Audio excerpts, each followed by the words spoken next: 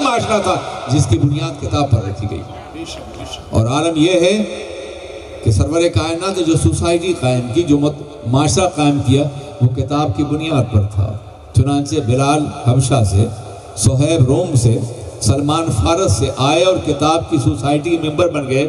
ابو جہل گھر میں تھا اور نکال دیا گیا.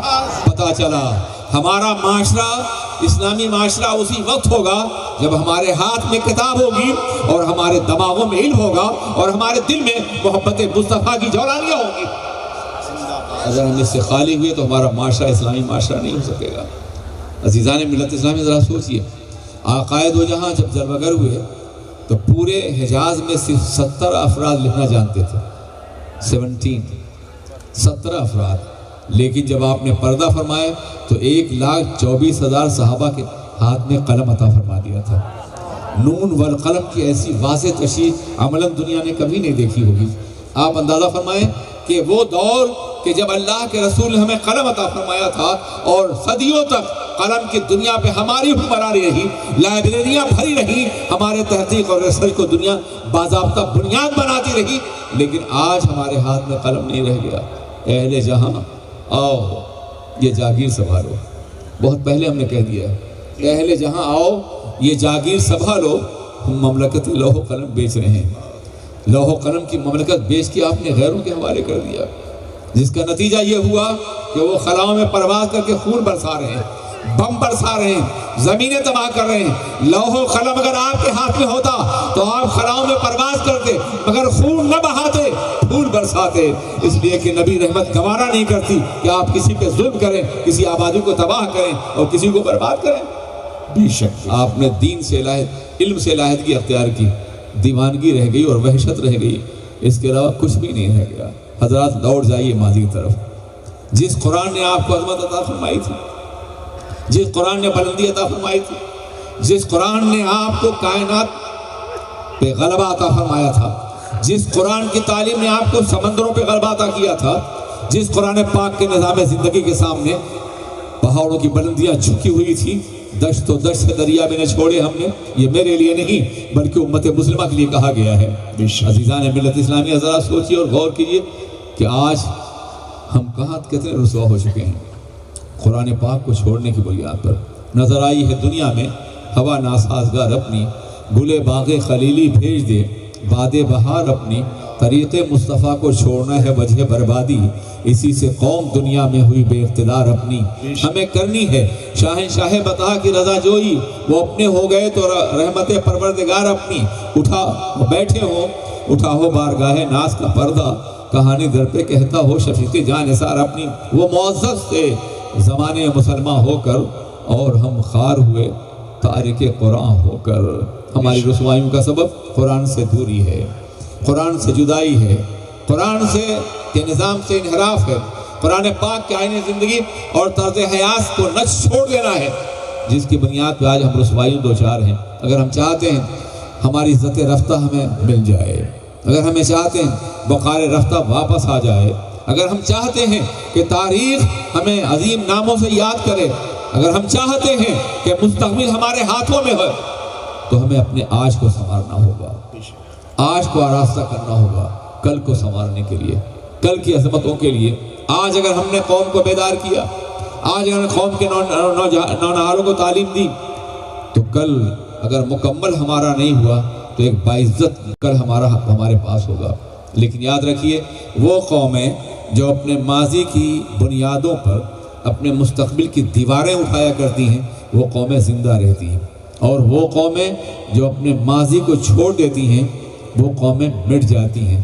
آج ہم بے چہرگی کا شکار ہیں، ہمارا تشخص مٹ رہا ہے، ہماری انفرادیت مٹ رہی ہے، ہماری پہچان مٹ رہی ہے. ہماری پہچان خود نہیں مٹ رہی، مٹائی بھی جا رہی ہے. جہاں جہاں شناخت کا کوئی لمحہ ہے وہ سب مٹایا جا رہا ہے. تاریخ ہمیں عدم کے پردوں میں ڈالنے کے لیے مکمل طور پہ فیصلہ کر چکی ہے، اور یہ مٹانا غیروں کے ہاتھ سے نہیں ہے، اپنے ہاتھوں سے. کبھی آپ نے حجاز کی زمین دیکھی؟ کبھی عقائد و جہاں کے نقوش قدم کو آپ نے دیکھا؟ آپ تو آج ایک بزرگ کی بارگاہ میں حاضر و فخر محسوس کرتے ہیں، لیکن وہ عظیم افراد کہ جن کے قدموں سے یہ بزرگیاں وابستہ تھیں، ان کے مزارات کا کیا ہوگا؟ ان کے گھروں کا کیا ہوا، ان کے آثار تاریخ کا کیا ہوا، ان کے نقوش قدم کا کیا ہوا، ان کے معالم نقوش کا کیا ہوا، کبھی آپ نے جائزہ لیا؟ دنیا اپنے مزعومہ غیر تاریخی افراد کی قبریں تلاش کر رہی ہے اور پتھر تلاش کر رہی، جائے پیدائش تلاش کر رہی۔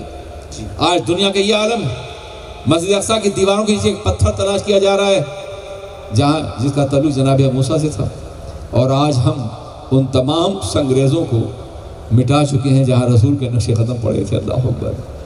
یہ جب خود ہم اپنی تاریخ مٹانے کے لیے تیار ہیں تو دوسرے سے کیا شکوہ، دوسرے سے کیا گلہ؟ اور یہ بھی اس لیے ہوا ہے کہ ہمیں دین سے ناشنائی ہو گئی تھی۔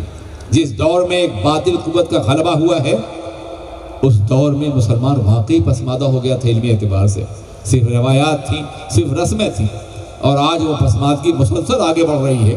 عزیزان ملت اسلامیہ، قابل احترام بزرگوں، دوستوں، آج ہم یاد دہانی کے مقام پر ہیں۔